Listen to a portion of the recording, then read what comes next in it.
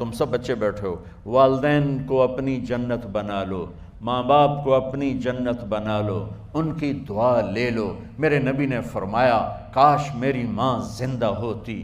ماں کا خاص طور پر منشن کیا، میری ماں کیوں کہ باپ کو تو دیکھا ہی نہیں، اور ماں کو دیکھا ہے 6 سال۔ میری ماں زندہ ہوتی اور میں عشاء کی نماز کے مصلی پہ کھڑا ہوتا اور میرے گھر سے میری ماں کہتی محمد، تو میں ماں کے لیے نماز توڑ دیتا۔ میرا نبی کہہ رہا ہے۔ اور جب آپ حج پہ تشریف لے گئے اور ابوا کے میدان سے گزرے جہاں میرے نبی کی والدہ کا انتقال ہوا تھا، اس بات کو 57 سال گزر چکے ہیں۔ 6 برس کی عمر میں مدینہ سے نکلے 3 افراد، میرے نبی کی ماں، میرے نبی کے والد کی باندی ایمن، وہ بھی ماں ہیں، انہوں نے بھی دودھ پلایا تھا میرے نبی کو۔ 2 مائیں ہیں، ایک دودھ پلانے والی، ایک پیدا کرنے والی، اور ایک میرے نبی ہیں۔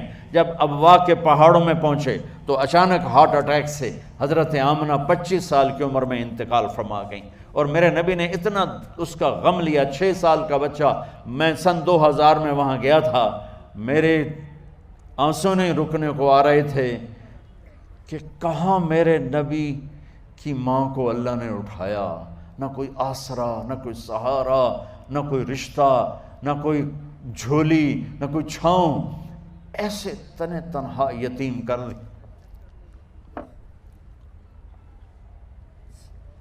جب ان کو پتھروں میں دبا کے نیچے اترے، ایمن کو سے ہاتھ چھڑا کر بھاگے اور اوپر پہاڑی پہ چڑھ گئے۔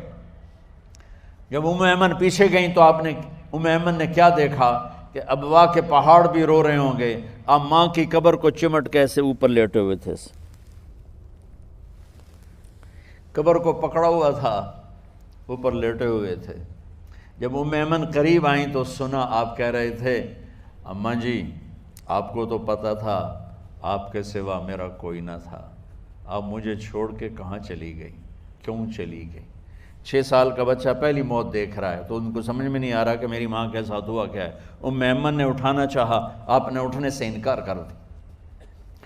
اس صدمے کو سینے میں لیے ہوئے 57 سال کے بعد، 7ویں دن بندہ رو نہیں سکتا، رونا ہی چاہے تو رونا نہیں آمدا، 57 سال کے بعد آپ اس وادی سے گزرے، اپنے اونٹنی کو ماں کی قبر کی طرف موڑ دیا، اور ان پلرز کو 3 گنا کرو تو وہ پہاڑ بنتا ہے، چھوٹی پہاڑی تھی۔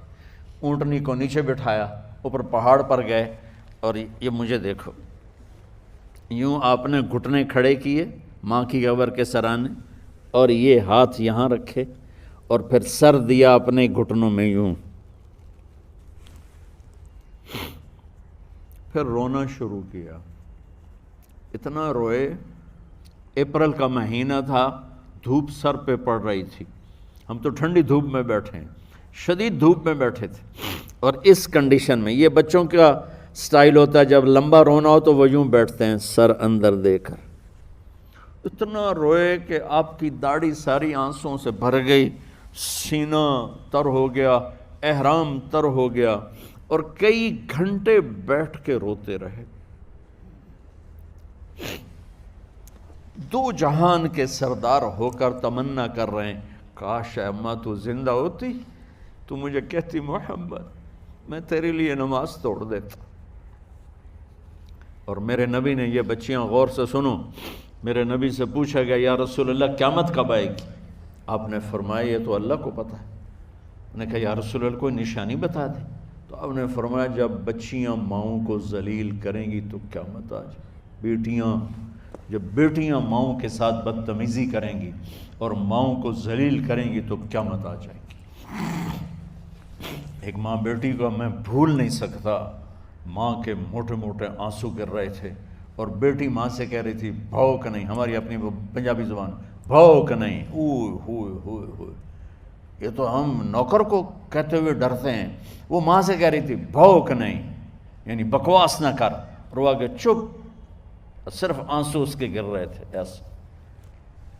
شاید وہ یاد کر رہی تھی کہ 9 مہینے کیسے اس کو میں نے پیٹ میں پالا، جنتے ہوئے کتنی تکلیفوں سے گزری، اور اس کو دودھ پلاتے ہوئے کتنی راتیں میں نے کاٹ کاٹ کے گزاریں، اور اس کے پیشاب دھوتے ہوئے کتنی دفعہ میں سردی میں ٹھٹھری، اور آج یہ مجھے کہہ رہی ہے بھوک نہیں۔ اس لیے میرے نبی نے فرمایا جس نے ماں باپ کو دکھ دیا، سنو غور سے بچوں سارے سنو، جس نے ماں باپ کو دکھ دیا اس پہ اللہ کی لعنت، اس پہ فرشتوں کی لعنت، اس پہ زمین آسمان کی لعنت، نہ ان کی نماز قبول ہے، نہ روزہ قبول ہے، نہ صدقہ قبول ہے۔